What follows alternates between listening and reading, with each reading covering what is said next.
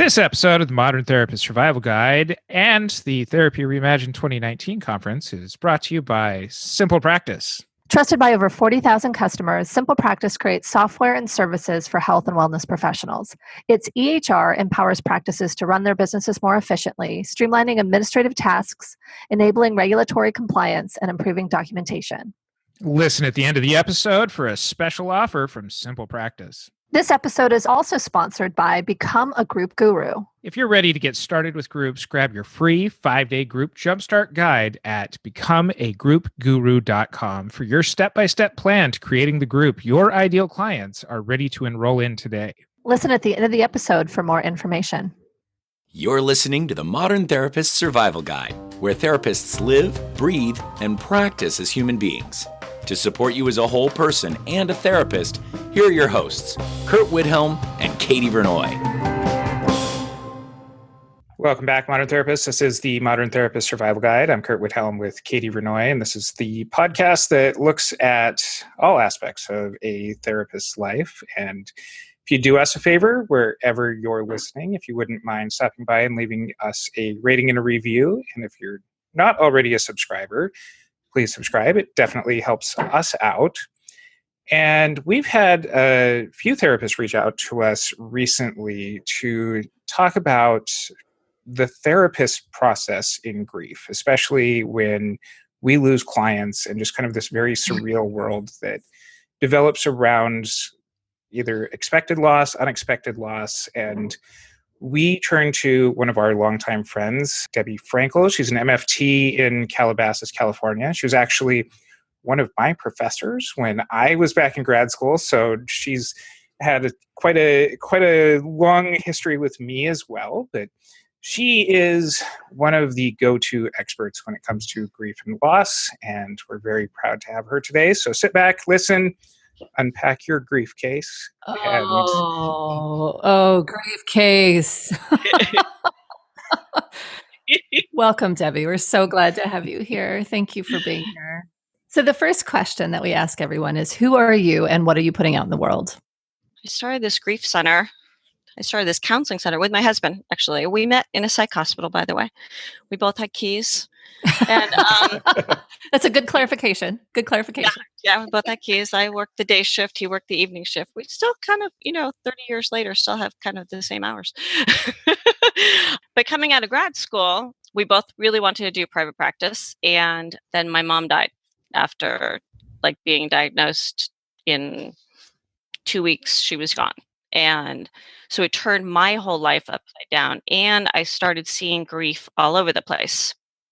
And so really, I wanted to be able to include in our center, grief, because grief comes in our office all the time. And it's a matter of whether we're recognizing or not. And if we're not, I really think that we're doing our clients a disservice. I will say many, many years ago, I had a woman who came up to me and said, "Oh, you might want to take that grief word out of the title of your center because, that's going to scare people away." Oh, dear. Oh, no. Probably true, but also probably very telling that. Right. Yes. This is what you're focused on. This is the work that you're doing. And when people are in grief, it's not scary. Yeah. That word is resonant, and that word is bringing the people that need to see you. Yeah. So then I actually, for the last many, many years, have been doing trainings for therapists because I really want to be able to help give them resources and information and support to be able to do this work. So that's what I try to do in the world. When the worst happens, when a client dies by suicide, how do you recommend that therapists handle that? Because I imagine that there's all sorts of processes that come up, whether it's a completely unexpected out of the blue versus somebody who's chronically suicidal. So can you kind of walk us through what your experience is in therapists dealing with client suicide? First of all, it's scary as shit. And it just is. It's frightening, okay? Because the first thing we think is, oh my God, I'm going to lose my license. Okay. Oh man, I'm going to get sued. I'm in trouble. Okay. So ground yourself. I will say, if you are in like a group practice, make sure you contact the owner of the practice right away so you can give them a heads up. Same thing Or if you have a with supervisor, your right? supervisor. Yeah. Exactly. Yeah.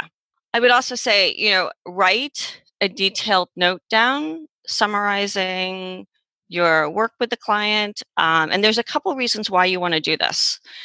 Write down your treatment plan, even if you've written it before, and how you were informed of the death too. And usually we usually are going to center on our last session with them because of the helplessness, because we are automatically kind of going to, oh my gosh, wait a minute, what happened? Did I miss something? Okay. And review your notes. I didn't say change your notes. I said review your notes. Okay. Good point. Very right, good right. clarification. Just review your notes so that you can get a little more grounded and contact a trusted colleague, because that's really, really, really important. I will say is that I had a client who died by suicide, and she had canceled her appointment. The notification I got was, I won't be coming in today. And I had texted back of, okay, let me know when you want to reschedule. And are you okay? I got no response. About a couple of weeks later, I hadn't heard from her. And I actually was talking to her physician who had referred her about something completely different. And he said, oh, well, she killed herself, right? I was like, what? Wow. And so it is really shocking. Yeah. But I will also tell you, it actually happens more often than we are educated about or that we know, and it certainly happens more than we talk about. We don't talk about it very much.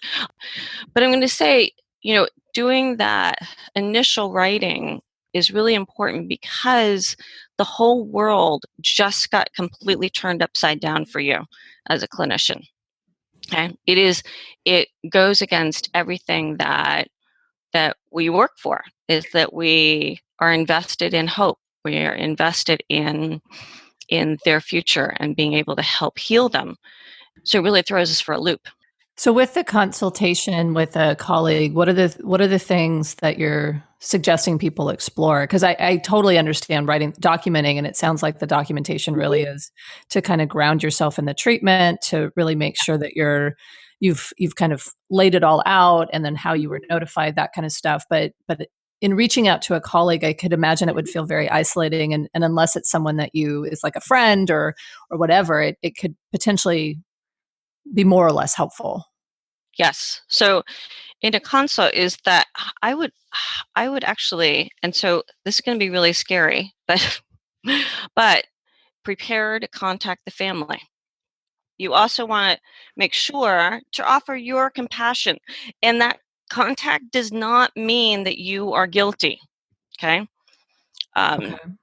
Because we automatically, want to go, I can't contact them, or, for legal reasons. And it's like, often actually not contacting them pisses them off more. Okay. Because they want to know that their loved one mattered to you. Okay. Because they are also, thinking of all the stuff that they wish that they could have done differently, which is what we're doing. Yeah. Okay? We're going through, oh my gosh, what did I say? What did they say? Okay. That's why I always recommend do some writing, especially initially. Okay. So that you can start grounding yourself. Early communication with the family actually really significantly reduces that agitation and blaming by the family. What are the confidentiality issues with contacting the family? If I've got a client who's an adult and I've had no contact with the family, I am most likely not going to contact them. However, if I've had contact with the family, I am going to. Got it. When and if you do, this is the opportunity for you to express genuine sorrow. It is not about you taking the blame, and it's also not about you. And that's why it's really important to make sure that you've got somebody that you go to for your own heart, okay, so that you can be grounded in talking to the family. Yeah. Okay. And it's really, it is really frightening because we go through, all the reactions of There's been a few studies that have been done about clinicians who have had clients suicide. By the way, 50% of psychiatrists have had a client die by suicide, which makes a lot of sense because they're seeing clients with a higher severity. Mm-hmm. But 1 in 5 psychologists have had a client die from suicide within their whole entire career. And I'm not sure if it's a little bit less for us therapists. I'm not sure because, again, we don't talk about it a whole lot. There's a lot of shame. There's a lot of self-doubt, a lot of self-criticism. There's also this sense of betrayal that how could they do that to us, which is actually very sneaky because that's where our grandiosity comes in. Yeah, that's where our grandiosity comes in but I was going to be the one that was going to be able to help them through this. I was going to be the one that was going to, get them to the point where they weren't suicidal anymore. I want to go back and talk about the family piece again real quick. I know for the people who've reached out to me recently and in general with my practice working with adolescents that a lot of times in finding out about the suicide is probably going to come from family members too. Yes. Is that any different than how you've already outlined it as far as kind of things to consider or ways of reacting? You know what? That's a really good question. If it's coming from the family, it can be really heartbreaking to hear a mom be screaming on the phone that her child just died. Mm-hmm. Make sure that you ground yourself as much as possible and remember that in that moment, and this is really, really hard because as much as we say, oh, it's expected, it's been somebody who's been chronically suicidal, it's never expected. We still think, no, it's not going to happen. Okay, so it still becomes this shock. But in dealing with family is listen to what it is that they need to tell you.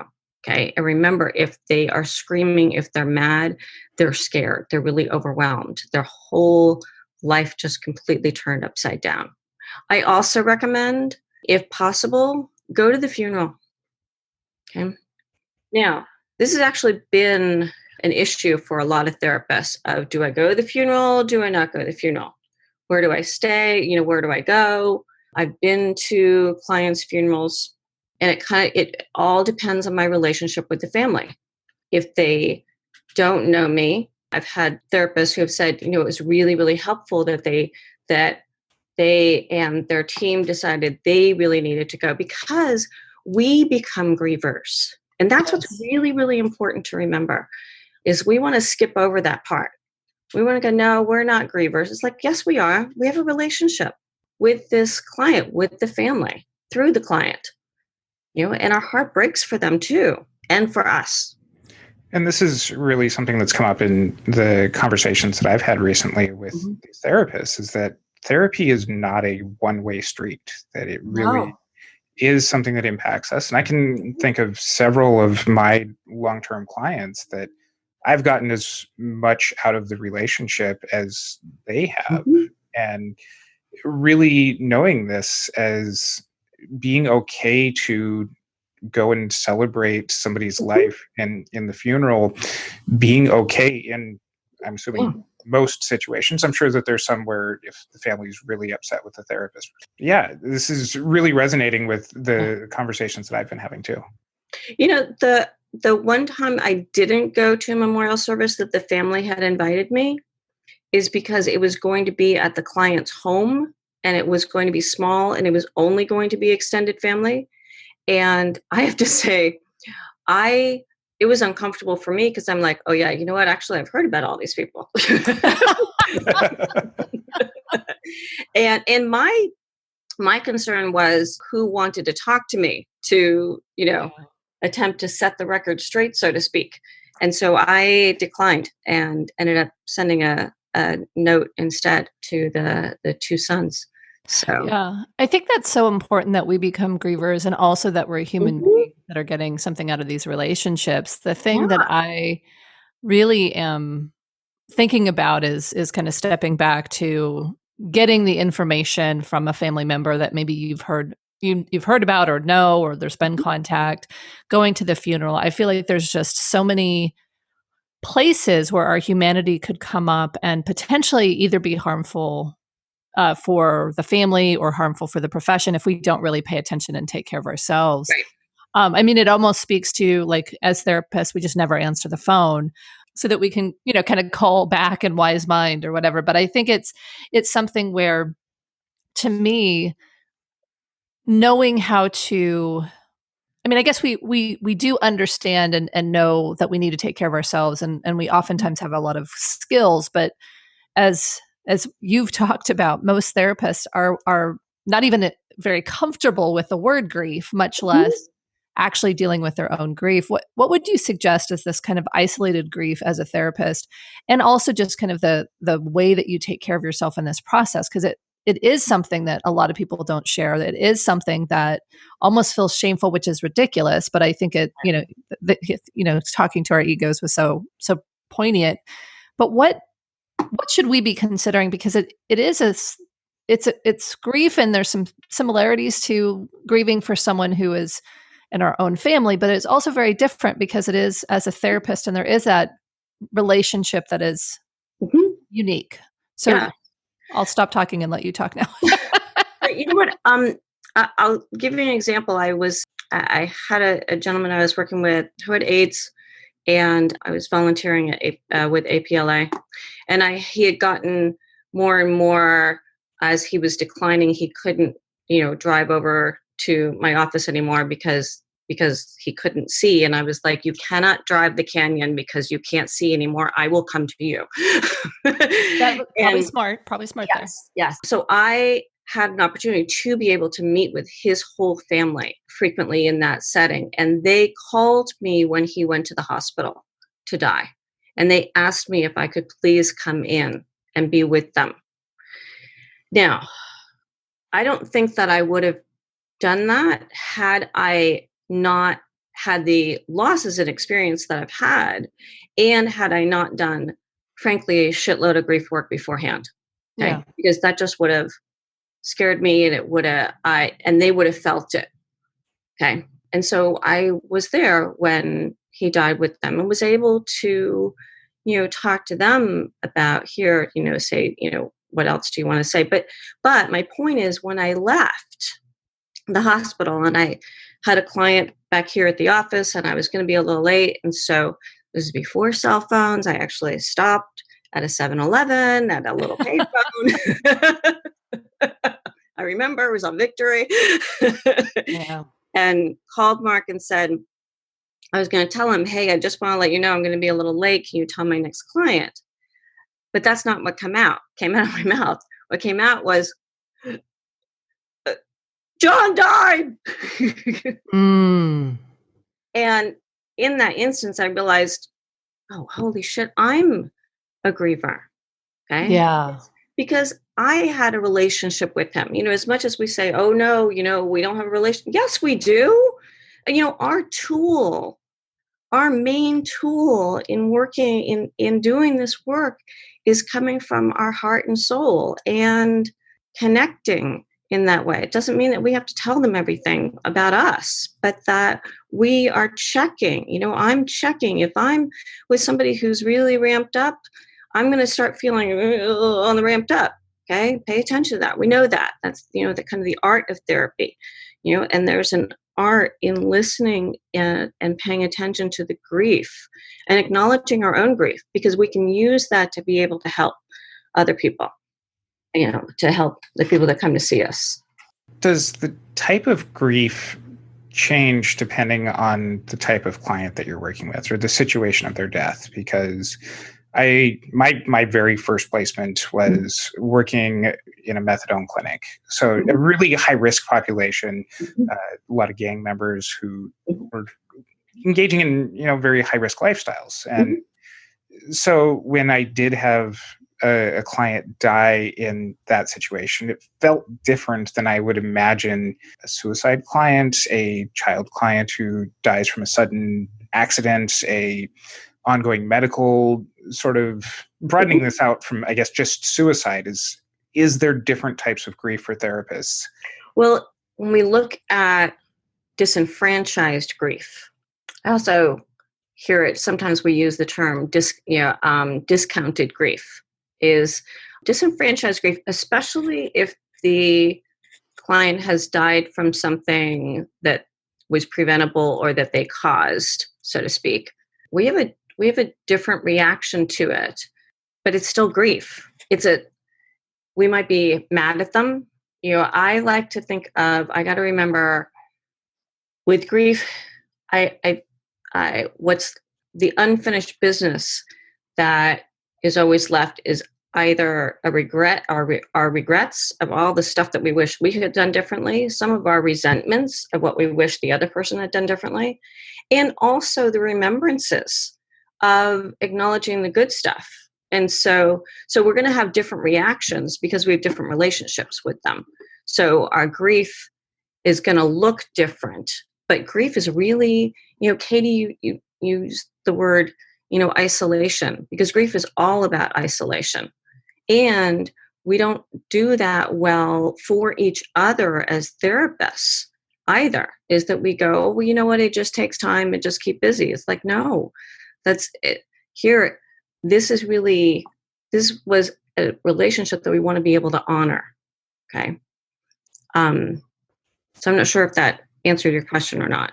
Well, I wanted to further the question because I feel like I'm one of those folks that I run from grief. So that's why Curt keeps bringing people on to help me learn about grief.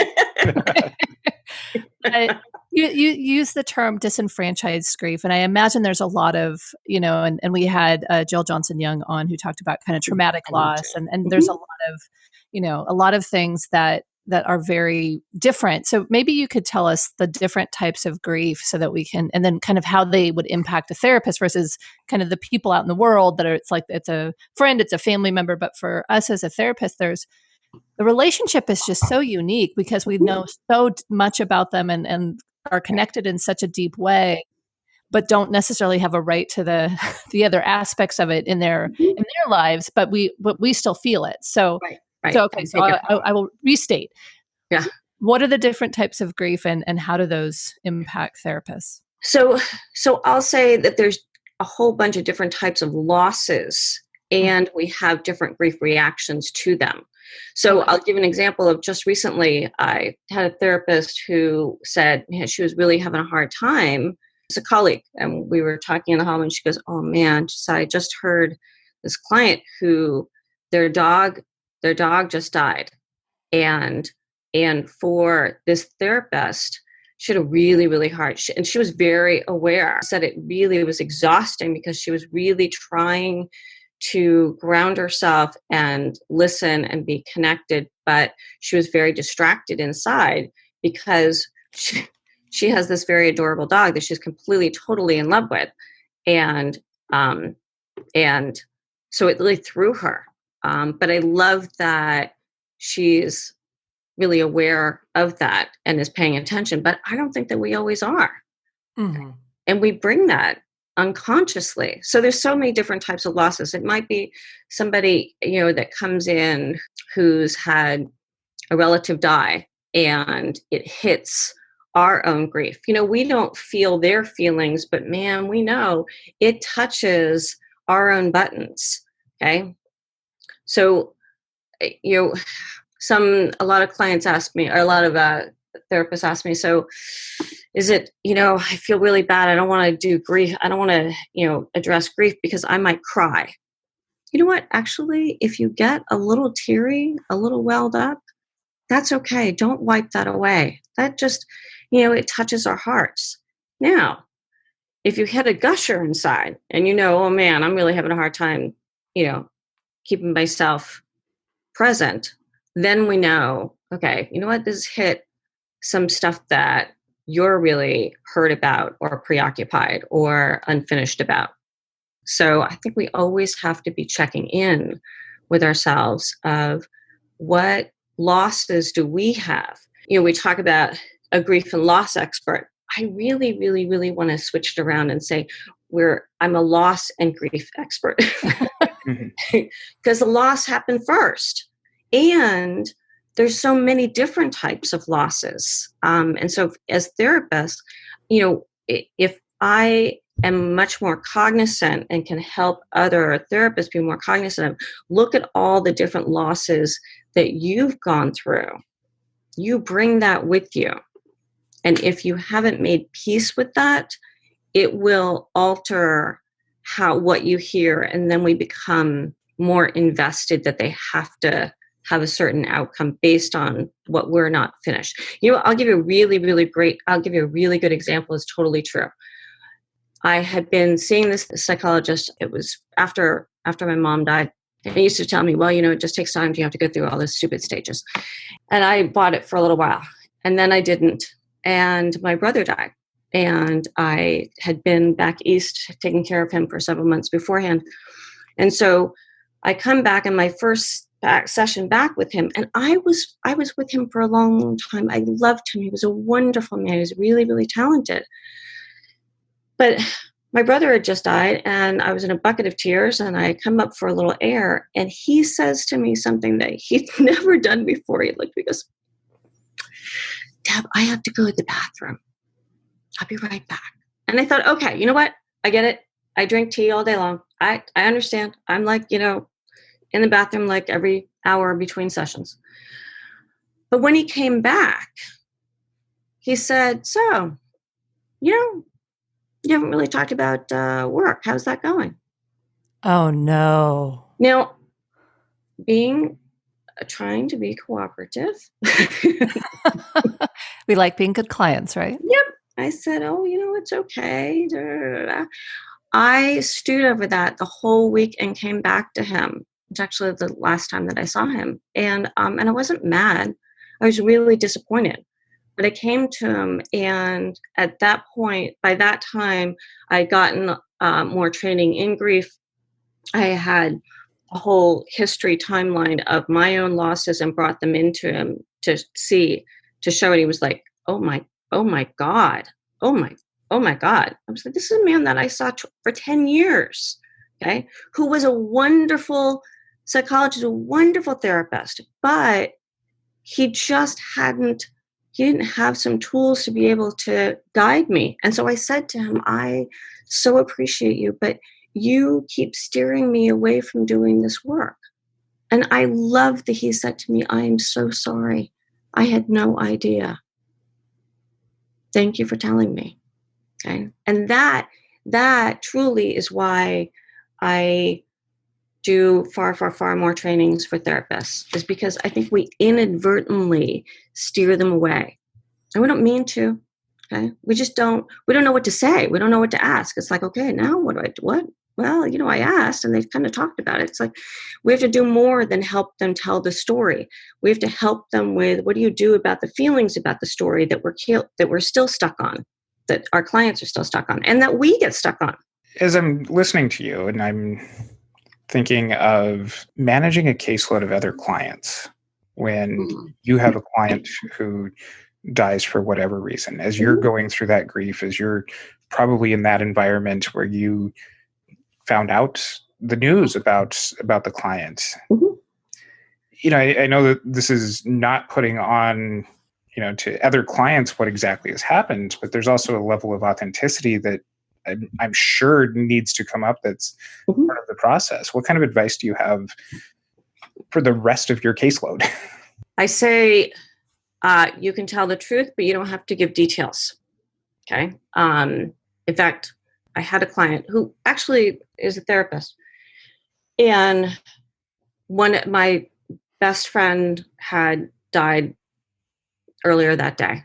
And I had been over there. It had been a long illness, and I was just heartbroken. And this therapist had texted me of, hi, it was just, I'd really like to be able to do a check-in. Are you available? I thought, you know what, if I call her, she is going to hear my, I really don't give a shit about anything right now voice. She's going to get that tone. And I knew she was going to. Okay. And I didn't want to put that on her.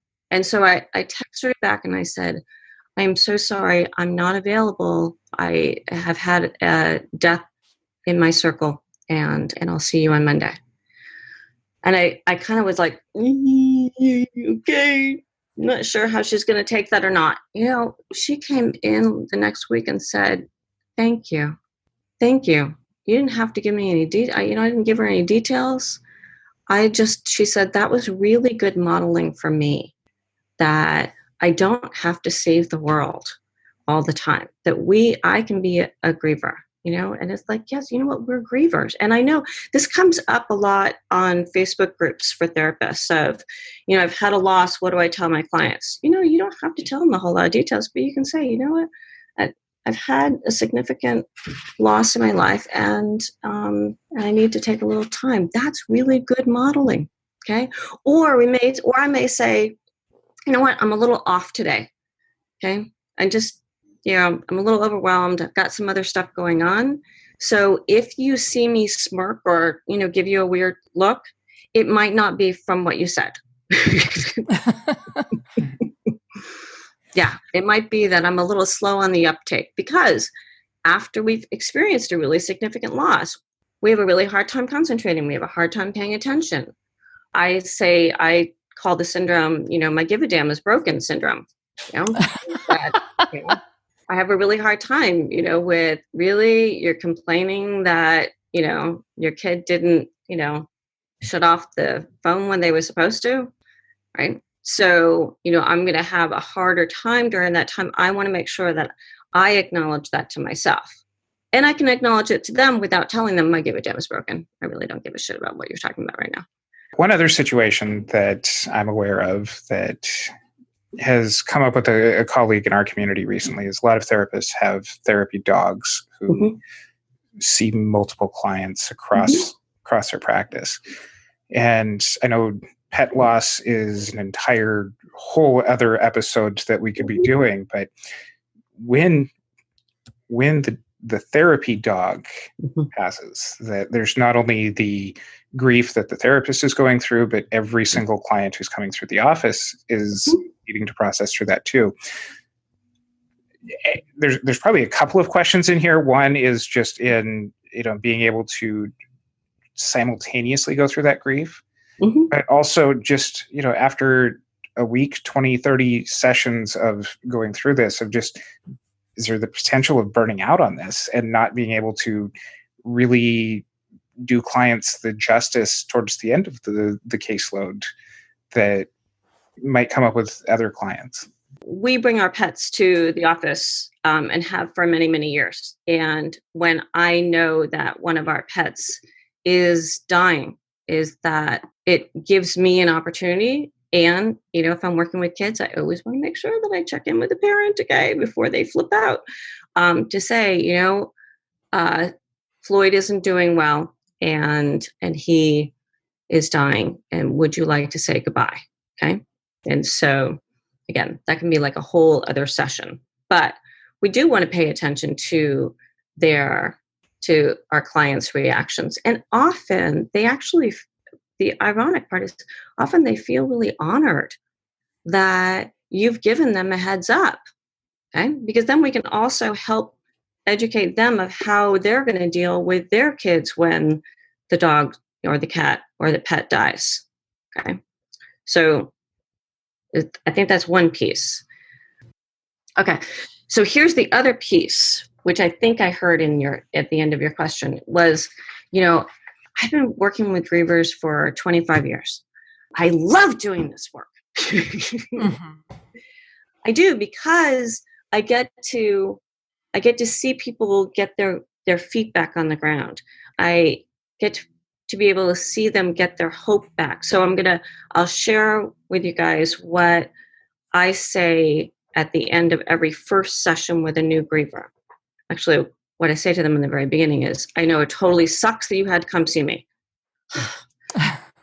And they're like, oh, actually it really does. I know, it's okay. I don't take it personally. What I do say at the end is, I know that you may not have any hope right now, and you don't have to. But I've been doing this for a really long time, and I get to see people be able to reground themselves. So I'm going to hold the hope for you. Now, over the years, I have had people later on come back and say, when you told me about you were going to hold the hope, I really needed to hear that. I didn't even know I needed to hear that, but that was really helpful. And so that's one piece. And I think the other piece is, I truthfully tell my clients, you know what? I'm not going to ask you to do anything that I have not done myself. And frankly, I tend to say the fuck word a lot when I have to do it myself. I say, I hate doing this work myself because it hurts and we don't want to be in pain and we want to avoid it and it totally sucks. But I know if I don't do this work myself, I can't help you very well. I think the thing that I'm really taking away from our conversation today is just really, as therapists, we have to recognize our own humanity. Yeah. We have to make sure that we've grounded ourselves in our own work, but also in our professionalism that's laced within our humanity, and getting ourselves to a place where if our clients die by suicide, by other means, that we have to really make sure that in the process that we're thoughtful, that we're consulting, and that we're also making sure that we're honoring ourselves in that process, whether the grief is with our clients or with others in our life. I so appreciate this conversation, Debi. Thank you so much for coming on today. My honor. Where can people find more about you and your practice and trainings? You go to my website for therapists, privatepracticegrief.com. And I also have a Facebook group that is just for therapists and people in the mental health field. And it's called Private Practice Grief. And then I do monthly trainings. And so I have that on my website. You'll see. Thank you very much for having me here, because I think both of you are such a gift to so many clients, but are such an incredible gift to the mental health field. And so, thank you. And we will include links to Debi's website and things in our show notes. You can find those at mtsgpodcast.com. And while you're over there, check out our Therapy Reimagined conference that's coming up here in just a couple of weeks, October 18th and 19th, here in the Universal City neighborhood of Los Angeles, right across the street from Universal Studios. We've got a couple of days and super happy to be partnered up with Simple Practice. They're taking care of all of the CEs for us, including Debi Frankle's talk. We are so excited that she's joining us there, and we'd love to have you come out to LA and join us. And until next time, I'm Curt Widhalm with Katie Vernoy and Debi Frankle. Thanks again to our sponsor, Simple Practice. Trusted by over 40,000 customers, Simple Practice creates software and services for health and wellness professionals. Its EHR empowers practices to run their businesses more efficiently, streamlining administrative tasks, enabling regulatory compliance, and improving documentation. Learn more by going to simplepractice.com/therapy reimagined. You can also sign up and receive a special promotion of getting 3 months of Simple Practice for the price of one. Please note, this offer is valid for new customers only. This episode is also sponsored by becomeagroupguru.com. Learn how to fill a group in private practice without coffee dates or networking events, even if no one in your community knows your name yet and you have no idea where to start. Free training and resources, like that free 5-day group jumpstart guide, at becomeagroupguru.com. You can also join the Facebook group, Your Group Guru, for more free resources and connecting with other therapists nationwide. becomeagroupguru.com. Thank you for listening to the Modern Therapist Survival Guide. Learn more about who we are and what we do at mtsgpodcast.com. You can also join us on Facebook and Twitter. And please don't forget to subscribe so you don't miss any of our episodes.